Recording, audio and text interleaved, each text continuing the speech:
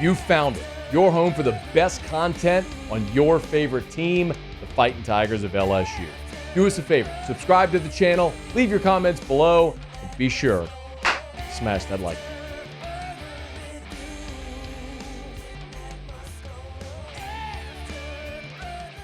So LSU and Grambling will meet in Tiger Stadium for the first time in their history. Of course, LSU played a team from the SWAC a year ago for the first time ever when Southern came into Tiger Stadium, and now Grambling will have the honors. Hugh Jackson, the longtime NFL coach, a former head coach for a year of the Raiders, head coach with the Cleveland Browns as well, spent some 20 years in the National Football League.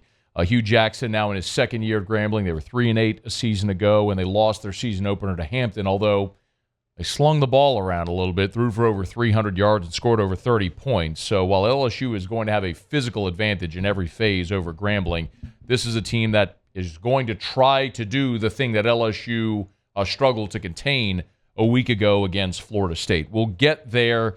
Of consequence, Brian Kelly, from his last media availability on Thursday night, meeting with reporters,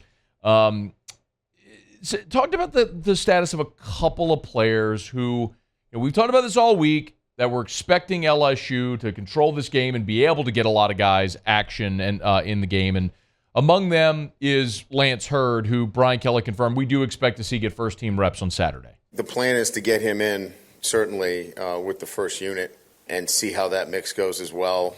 And look, I think part of it was, to take an offensive tackle going against Florida State's defensive ends didn't seem to be the smartest thing to do in week one. But, I think in week two, I think this is a good opportunity to get him in and give him an opportunity to play a little bit. So excited about getting a chance to see him play. That says everything that you really need to know. You weren't going to put Lance Hurd in that game a year ago, or a week ago, in that situation, that hornet's nest, especially late in the ball game when you're trailing. Your team is really not feeling great. You got two elite ends, and you put Lance Hurd with his first action in that situation. Just not a great option to do. You had Emory Jones out there. You had Miles Frazier, who's played a lot of football in the interior. This is a better opportunity to get his feet wet. Now, as a random tangent, that also speaks to why a week zero game might serve you well, but I'll let that lie for right now.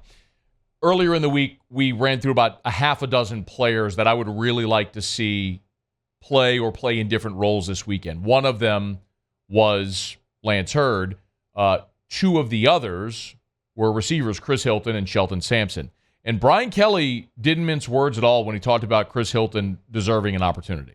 I think Chris has deserved the opportunity to play some more regardless, and Grambling is going to present a great challenge for us. And again, regardless of the competition, regardless of who we were playing, he's put himself in a position in the way he's practiced to get more reps. So Chris is going to be in the mix. When Chris Hilton came to LSU, same class as Brian Thomas and Jack Besh, he was a freshman 2 years ago in 2021. He was a guy that was so impressive during his high school career at Zachary.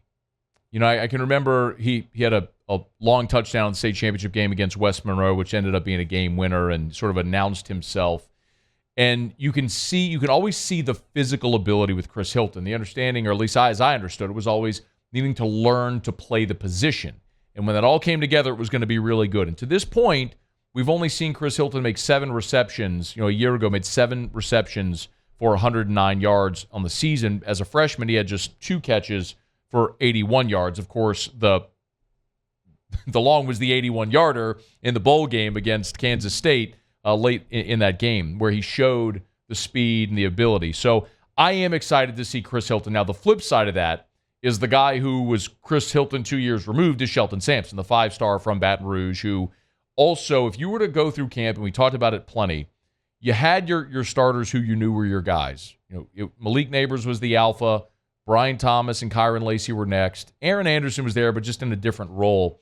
And then it was Chris Hilton, Shelton Sampson very clearly. So if you're expecting Chris Hilton to get playing time on Saturday, you should think the same for Shelton Sampson. Sheldon's still learning. It's still a process with him, and he's getting there. There's a lot of freshmen that travel for us and we took them on this the trip because we wanted them to get that experience. And a lot of these guys will get there, but they're still cooking. They're still in the oven. And I think we'd be a little early to take them out, but they're going to start popping and start playing this year for us, and he's certainly one of them.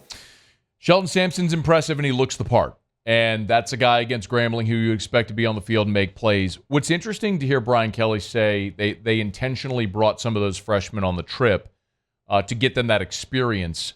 LSU is flexing this. Like on their game notes, if you look at the game notes at LSU Prince, and on the front page, they point out very prominently, 11 true freshmen saw action in the season opener. 22 players saw their first action in an LSU uniform in the season opener. And then the other number is 35. That's consecutive wins for LSU over in-state opponents. But my point is, LSU is sort of flexing the fact that they had a lot of new players a week ago and played 11 true freshmen. I think that number clearly is going to go up after Saturday's game against Grambling. Now, another new player who's likely going to see his first action is Logan Diggs, the running back from Notre Dame, who we did not see a week ago, and Brian Kelly told us why. Logan Diggs has been getting quite a bit of work. He feels healthy, and I think a lot of the hesitation was that he wasn't full speed, and to put him in a game against a top 5 opponent or top 10 opponent in Florida State, Frank just didn't feel comfortable in doing so. When Logan Diggs signed, I told you at the time that he immediately became your most talented back, and I still believe that. The size, the speed, the ability to run with power, make you miss, the ability to catch the ball out of the backfield, block. Logan Diggs is all of those things. But clearly, Brian Kelly, you alluded to the fact that it was a coach's decision why he didn't play against Notre Dame, told you why. Or excuse me, against Florida State, told you why. Wasn't 100%. So if he's closer to 100%, this would be a good chance to try to unleash him a little bit against Grambling. LSU's got to get the running game going. And I know that's a big hesitation, is the fact that the running backs only had 11 carries for 14 yards outside of Josh Williams' draw in that 2-minute drill. And I don't think that if LSU goes and runs for 200 yards against Grambling, I don't think that is this great validator, this great validation of the running game. But if you struggle to control the line of scrimmage and run the ball against Grambling, that is an indicator that you aren't as good in that role as we thought. So what you want to see in a game like this is that you do go control both lines of scrimmage, and a big part of that is going to be the ability to run the ball between the tackles. Lastly, Brian Kelly also spoke about Javen Toviano, who came here in the spring, and they moved him all over. He played boundary corner, he played nickel, he played dime, he played safety, he played box safety, he played all over. And they like him a lot, and they were trying to figure out a place where to play him. If you remember, he's on the Javen Toviano, we talked about this a couple weeks ago, is on the watch list for the Sean Alexander National Freshman of the Year award. And it was so interesting because he's not the guy that really you feel like was going to have the opportunity to play a bunch. It was interesting to see Javen Toviano's name on this list a couple of weeks back when they released the watch list. And Brian Kelly said point blank that he could be headed for a redshirt year. We like Javion. We're trying to bring him along at the nickel position, and I think it's a process, that we're involved in. And these are the tough decisions that you're trying to make. Is he somebody that can play more than 4 games at a high level for you and contribute where you don't redshirt him? Or is it he's going to get right to that threshold and maybe a couple of special teams performances? So we're not going to do anything until he's ready, and he's not quite ready yet, but we really like his upside. And when he's ready, we're going to play him. If there's, obviously 4 games less in the season, we're in good shape. The question will be if it's, like right now, we don't want to put him out there until he's absolutely ready to play. In a secondary that had the performance that LSU did on Sunday night against Florida State, if a player isn't ready to play in that secondary, that's very telling. So bring him along slowly. When he's ready, unleash him, but clearly he ain't yet. Hey, thanks so much for watching. Please leave your comments. I love to interact, and be sure to hit the red subscribe button below.